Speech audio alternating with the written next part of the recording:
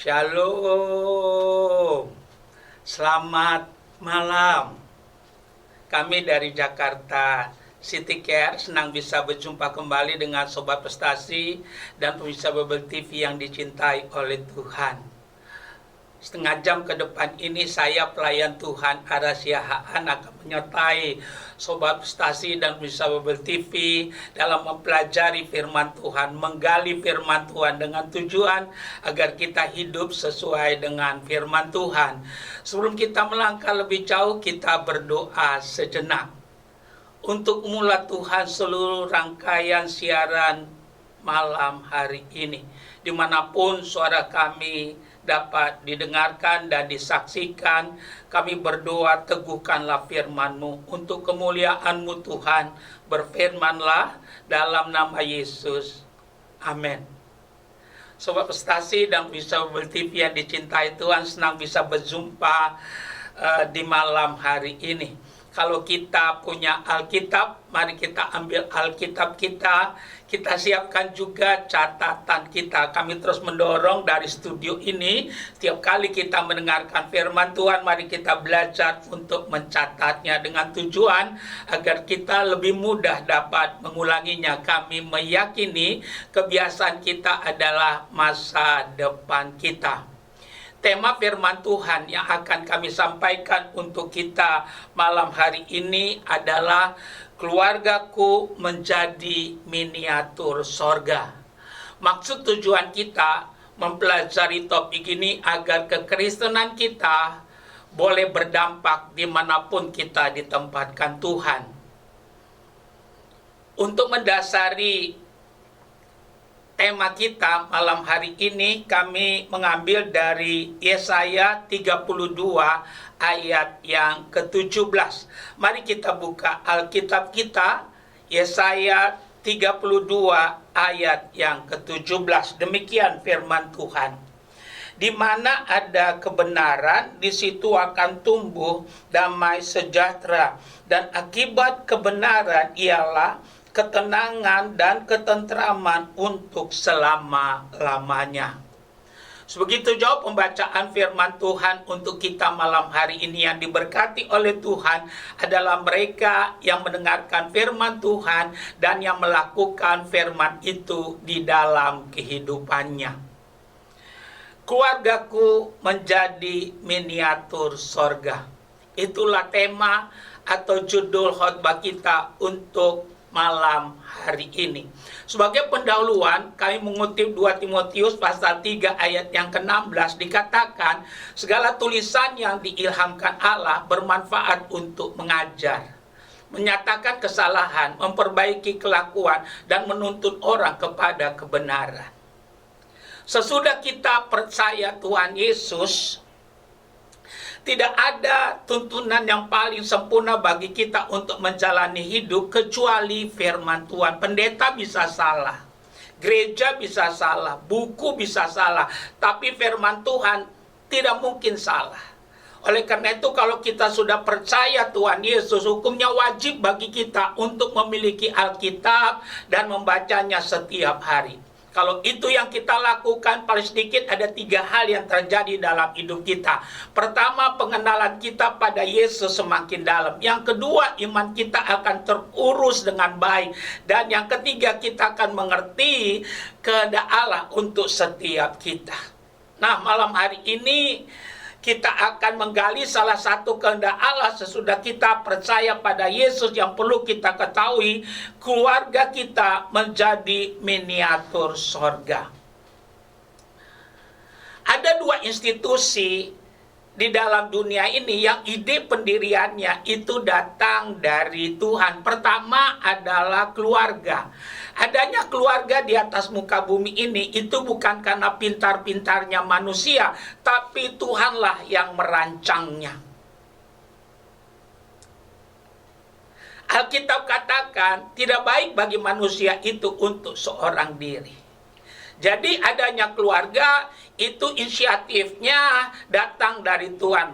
Institusi yang kedua adalah gereja. Alkitab katakan, di atas batu karang ini aku akan mendirikan jemaatku, di mana pintu alam maut tidak akan dapat menguasainya.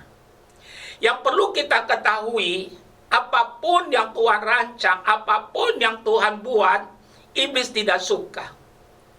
Dia mencoba untuk menghancurkannya. Supaya apa? Supaya orang tidak percaya Tuhan dan tidak percaya firman. Tapi kami pastikan iblis bodoh, karena tidak ada rencana Tuhan yang gagal. Sepanjang kita mau mentaati apa yang Tuhan katakan, dituntun oleh Tuhan melalui firman-Nya, kita akan melihat rencana Tuhan pasti digenapi. Ada 4 hal yang kami mau sampaikan untuk kita di malam hari ini sehubungan dengan tema kita, keluargaku menjadi miniatur sorga. Percaya atau tidak, banyak orang pandai memulai, tapi tidak banyak orang pandai mengurus dan mengakhiri dengan baik. Dan kami pastikan orang yang cakap mengurus, apapun yang dia urus, dia akan bisa menikmatinya, termasuk keluarga. Kami percaya tidak ada keinginan kita, waktu kita mau berumah tangga, kita berkata, ini rumah tangga yang saya mau bangun cukup 1 bulan saja, atau cukup 1 tahun saja. Tidak ada.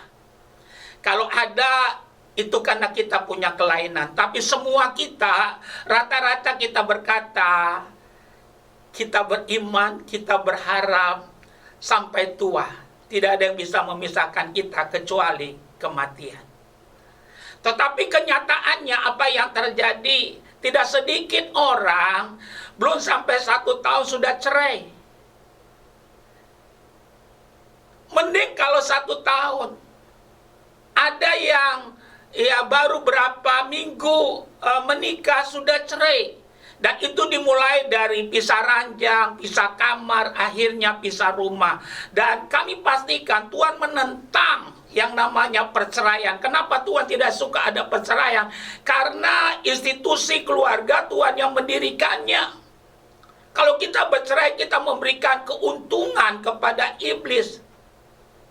Dan sampai kapanpun iblis menunggu supaya saudara dan saya memberontak pada Tuhan, tidak mau mentaati apa yang Tuhan katakan. Dan kami beriman, berdoa biar melalui firman yang kita mau sharingkan untuk malam hari ini, keluarga kita menjadi miniatur sorga.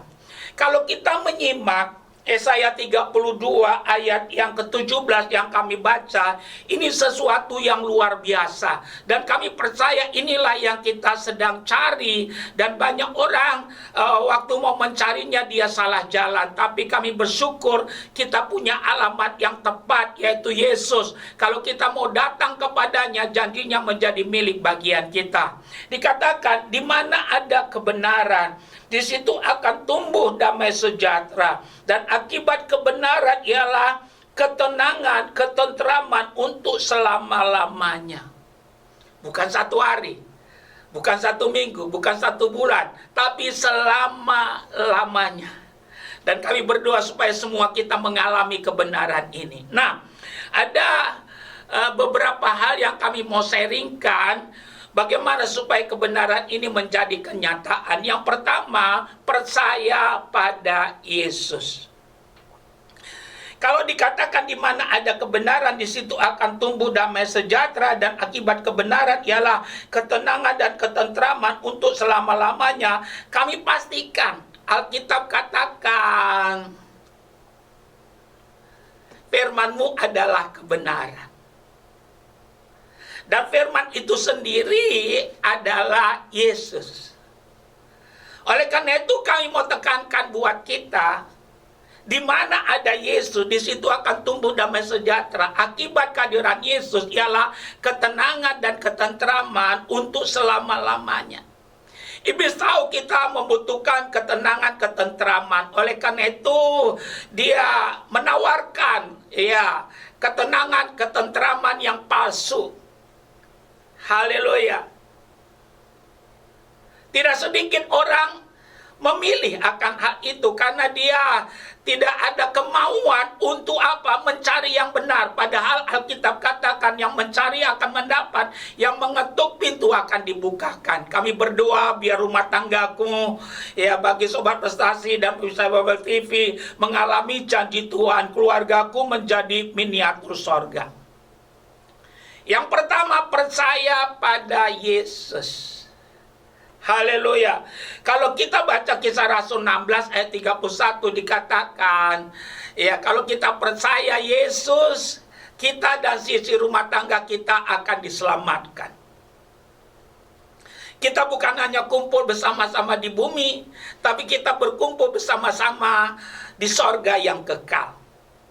Oleh karena itu kami berdoa, kalau kita sudah percaya pada Yesus, jadilah saksi di rumah kita. Dan bersaksi yang paling efektif bukan dari perkataan, tapi dari kehidupan. Nyatakan buah-buah pertobatan dalam kehidupan kita. Nyatakan buah-buah roh dalam pelayanan kita, dalam rumah tangga kita. Nyatakan buah-buah pelayanan dalam rumah tangga kita. Kalau itu yang kita lakukan, Yesus akan ditinggikan. Kalau Yesus ditinggikan, dia akan menarik orang datang kepadanya. Jadi kami pastikan, keluarga menjadi miniatur sorga, caranya percaya pada Yesus. Karena di mana ada Yesus, di situ akan tumbuh damai sejahtera. Akibat kehadiran Yesus ialah ketenangan dan ketentraman untuk selama-lamanya. Di luar itu, kita akan menemukan hal-hal yang palsu, yang semu. Yang kita lihat banyak yang terjebak dalam hal ini. Tapi tidak ada kata terlambat. Kalau kita mendengarkan kebenaran ini di malam hari ini, itu satu panggilan daripada Tuhan. Responilah panggilan itu, sehingga saudara dan saya boleh melihat kebenaran ini jadi kenyataan dalam kehidupan kita. Keluarga menjadi miniatur sorga. Yang pertama, percaya pada Yesus. Kalau engkau percaya pada Yesus, engkau akan melihat kebenaran ini akan menjadi kenyataan. Karena dikatakan dalam Galatia 3 ayat 29, barang siapa milik Kristus, dia adalah keturunan Abraham yang berhak menerima janji-janji Allah itu. Yang kedua, keluargaku menjadi miniatur sorga. Apa artinya menjadi miniatur sorga? Kita belum di sorga, tapi suasananya kita sudah merasakannya. Tetapi sebaliknya, kita belum di neraka, banyak orang sudah merasakan suasana neraka itu. Nah, kami berdoa supaya Tuhan menjauhkan kita dari hal itu. Tapi kita belum di sorga, kita udah merasakan sorga. Itulah iman pengharapan kita. Kalau yang kita harapkan manusia, kita kecewa. Tapi kalau kita mengharapkan Tuhan dan firman-Nya kita lakukan, janjinya akan menjadi milik bagian kehidupan kita. Yang kedua, keluargaku menjadi miniatur sorga. Dahulukanlah Tuhan dalam seluruh aspek hidup kita. Apa artinya? Jangan jadikan Tuhan pelengkap, tapi jadikan Tuhan jadi kebutuhan. Haleluya. Kalau kita sudah percaya pada Yesus, itu keputusan yang paling tepat yang pernah kita lakukan. Kami mendorong kita, jangan jadikan dia tamu, tapi libatkan dia dalam seluruh aspek kehidupan kita. Sadarlah, di luar Tuhan kita tidak bisa berbuat apa-apa. Kalau kita baca Matius 6 ayat 33 dikatakan, carilah dahulu kerajaan Allah dan kebenarannya, maka semuanya akan ditambahkan kepadamu. Apa artinya? Matius 6 ayat 33 ini, dahulukan Tuhan, tempatkan Tuhan pada tempat yang utama.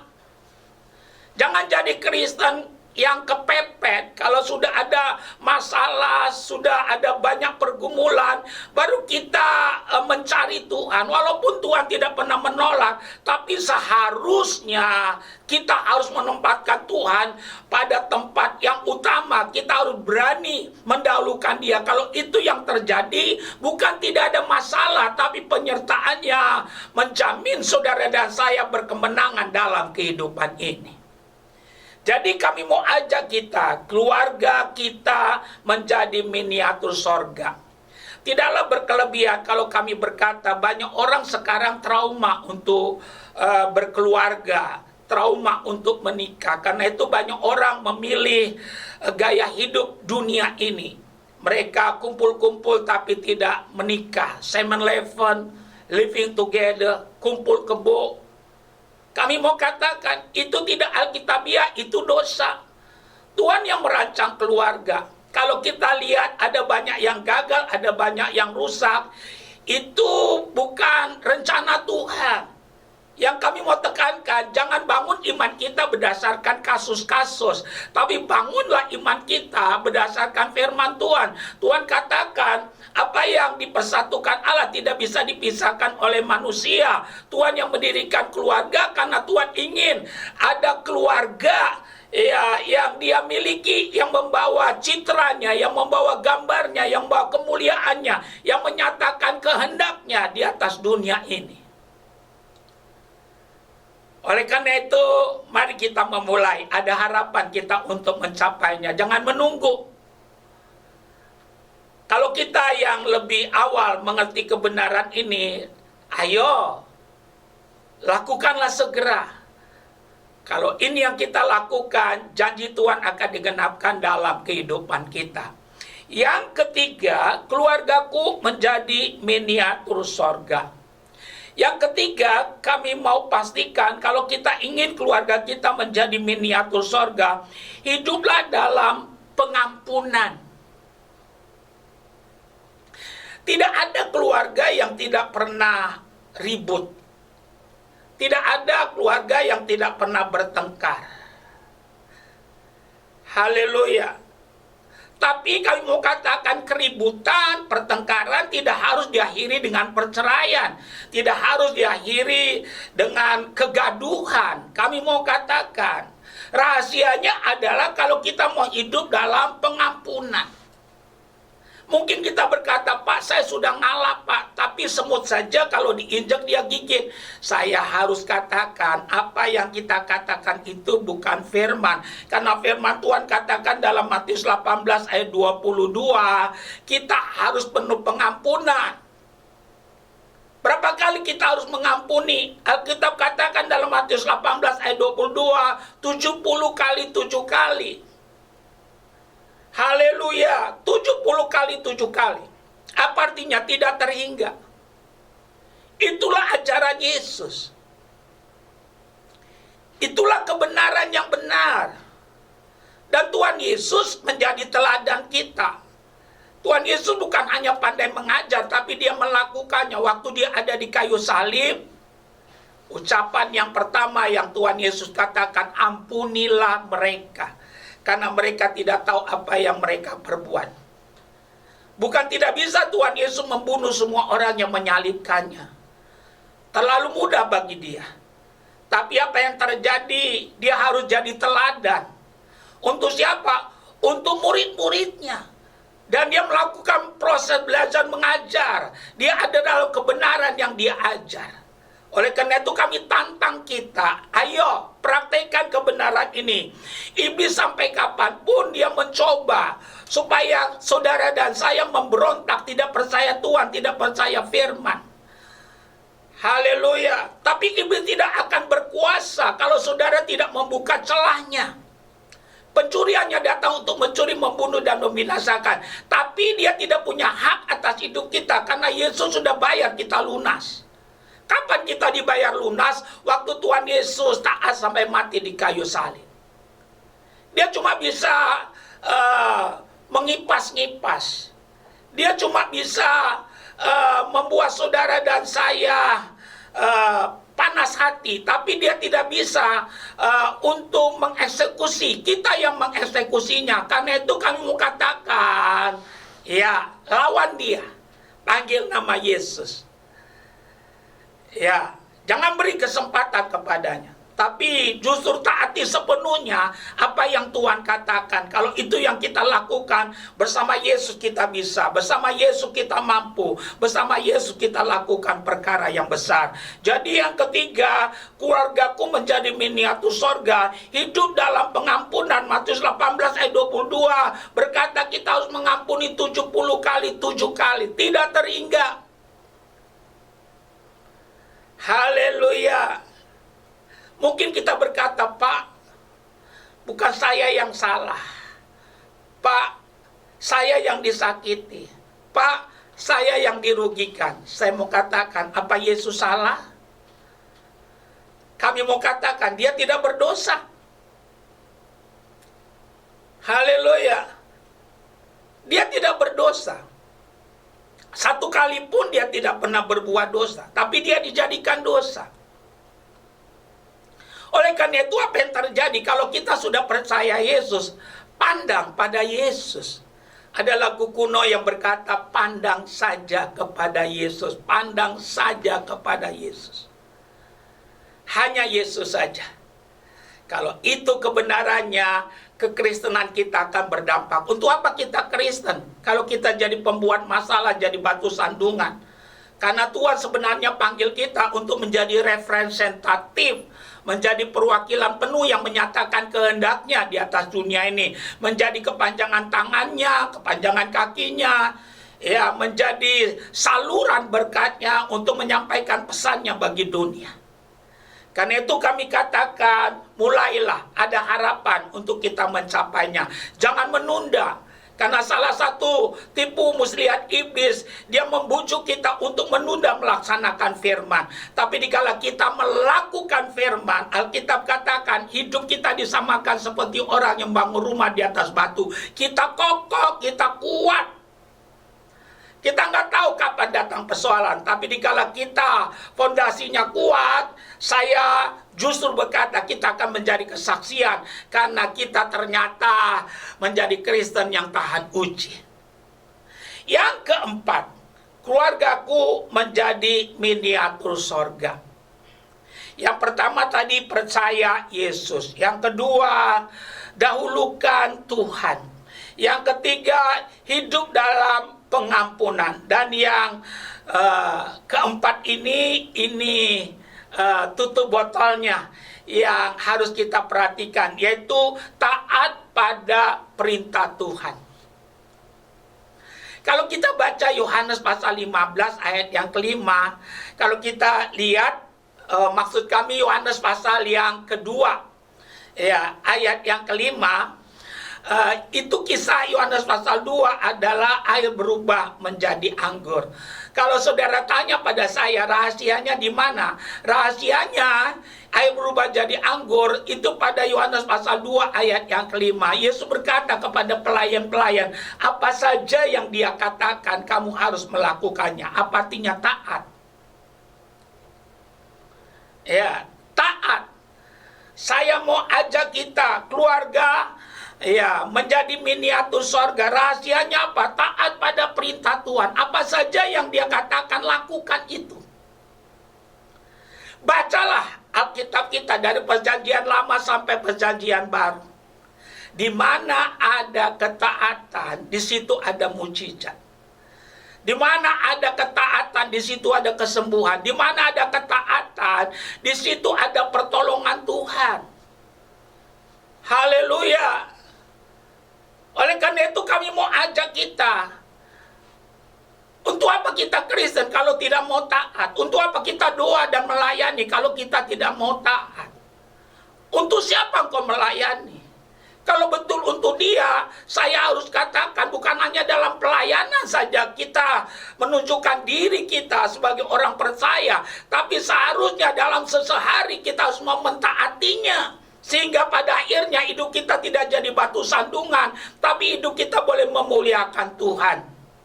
Jangan bangun keluargamu berdasarkan kasus-kasus, tapi bangun keluargamu berdasarkan firman Tuhan. Kalau itu yang kita lakukan, nama Yesus dipermuliakan. Ini waktunya setiap kita, ayo, tidak perlu takut untuk berumah tangga. Mungkin kita lihat ada banyak kegagalan di luar sana. Tapi dikala kita mau tunduk pada Tuhan melakukan firman-Nya, tidak ada rencana Tuhan yang gagal. Kayak berdoa supaya kita sembuh dari trauma yang ada. Dan belajarlah untuk taat berapapun harga yang harus kita lakukan untuk hal itu. Karena itulah kunci pembuka untuk rahmat Tuhan. Itulah kunci pembuka untuk kita melihat kasih Tuhan, anugerahnya, pembelaan dari Tuhan berlaku atas setiap kita. Kami simpulkan firman Tuhan untuk kita malam hari ini. Keluargaku menjadi miniatur sorga. Kalau keluarga kita baik, gereja kita akan baik. Kalau gereja kita baik, kota kita akan baik. Kalau kota kita baik, bangsa kita akan baik.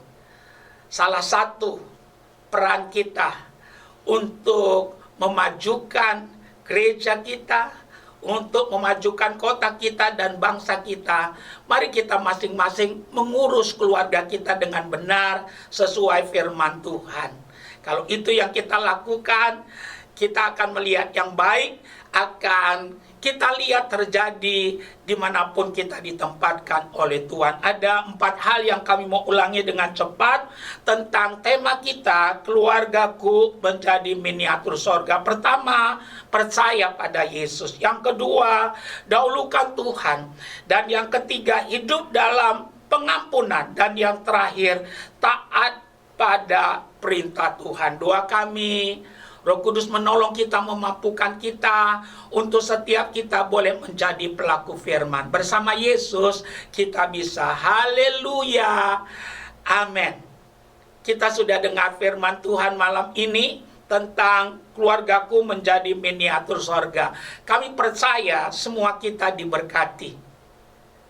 Praktekkan ini, hidupi ini, menjadikan kebenaran ini menjadi kehidupan. Kita masih punya waktu sedikit.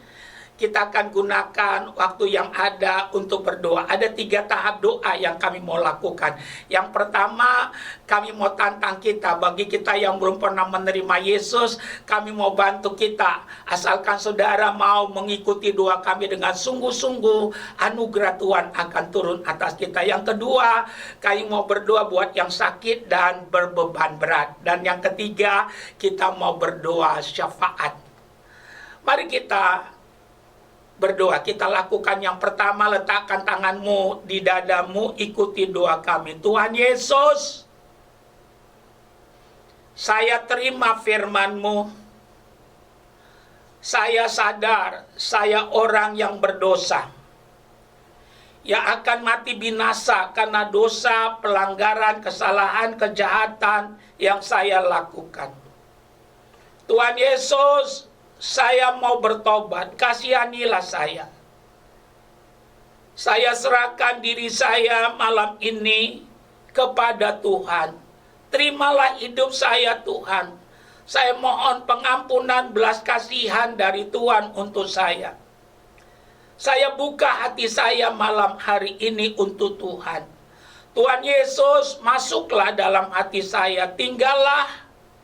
Saya mengundang Tuhan Yesus menjadi Tuhan dan Juru Selamat dalam hidup saya. Saya terima itu.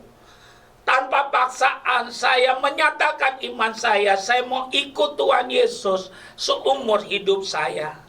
Dalam nama Yesus. Kalau engkau sakit, letakkan tanganmu satu pada bagian tubuhmu yang sakit. Contoh, kalau ginjalmu yang sakit, taruh satu tanganmu di ginjalmu, angkat tanganmu satu ke atas. Kalau jantungmu yang sakit, taruh satu, angkat tanganmu satu ke atas. Kalau bebanmu berat, taruh kedua tanganmu di dadamu. Kita mau berdoa. Ya Tuhan, Engkau melihat Sobat Prestasi dan pemirsa Babel TV yang meletakkan tangannya pada bagian tubuh mereka yang sakit. Kami melakukannya karena kami percaya bahwa penebusan Yesus sempurna atas kami. Sebagai hamba Tuhan, hamba berdoa dalam nama Yesus, penyakit, roh penyakit, lenyaplah engkau. Tubuh kami bait Allah, rumah Roh Kudus, tempat kediaman Tuhan yang hidup. Kami terima apa yang Tuhan katakan. Oleh bilut-bilut Tuhan Yesus kami sudah disembuhkan. Hai penyakit, engkau pergi keluar dari Sobat Prestasi dan Sahabat TV yang sakit saat ini. Dalam nama Yesus, jadilah sembuh. Bagi mereka yang meletakkan tangannya pada dada mereka yang punya pergumulan, engkau yang berkata, ya Tuhan, marilah kepadaku kamu yang letih lesu dan beban berat. Tuhan berjanji akan memberikan kelegaan. Hamba berdoa, terima mujizat Tuhan. Tuhan meratakan gunung, menimbun lembah.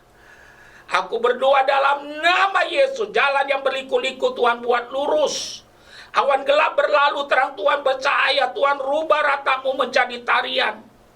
Aku berdoa padang gurun dalam hidupmu, dalam rumah tanggamu, dalam pekerjaanmu. Tuhan rubah menjadi taman Eden. Terima pertolongan. Pertolongan kami datang dari Tuhan yang menjadikan langit dan bumi. Dalam nama Yesus. Tuhan, kami mau berdoa syafaat untuk Indonesia. Dari Aceh sampai Papua, dari Sangir sampai Kupang. Shalom Tuhan turun atas Indonesia. Diberkatilah penduduknya, mata pencarian penduduknya, dan pemerintahannya. Selamatkan ya Tuhan negeri kami. Biarlah ada hujan pertobatan. Kami mengimani, kami berdoa, memohon pada Tuhan. Biarlah virus corona berlalu dari negeri kami. Yang sembuh semakin banyak, yang kena semakin sedikit. Biar kami lebih disiplin. Kami berdoa buat kota kami Jakarta. Jauhkan dari gempa bumi, malapetaka, tsunami, dari hal-hal yang buruk. Kami memberkati kota ini, kota yang baik, kota penuh disiplin, kota yang penuh cinta kasih. Shalom Tuhan ada atas kota kami Jakarta. Biarlah kota ini menjadi kotanya Tuhan, ada tua yang terjadi besar-besaran di kota ini. Terima kasih Tuhan. Kami berdoa buat gereja Tuhan di bangsa ini, jadikan jadi suara, bukan jadi gema. Biar jadi mercusuar, menjadi petunjuk jalan. Hamba-hamba Tuhan dari gereja manapun, ikat dalam kasih Kristus, yang jatuh bangkitkan, yang jauh kembali ke dalam pelayanan mereka. Yang terus melayani, tambahkan karunia ya Tuhan. Kami berdoa Tuhan untuk Panorama MJK yang jadi partner kami dalam pelayanan di radio ini. Tuhan memberkati, naik bukan turun, produk mereka Tuhan memberkati. Kami berdoa buat Sobat Prestasi dan Sahabat TV yang menyaksikan siaran dan acara ini dimanapun didengarkan, baik di rumah, di LP, di jalan, dalam kelompok-kelompok. Kami berdoa berkati mereka Tuhan. Ada shalom, ada iman, ada pengharapan, ada kasih yang bekerja. Tuhan si penjawab doa akan menjawab doa-doa kami lebih banyak dari apa yang kami doakan dan pikirkan. Kemuliaan untuk Tuhan. Dalam nama Yesus. Amin.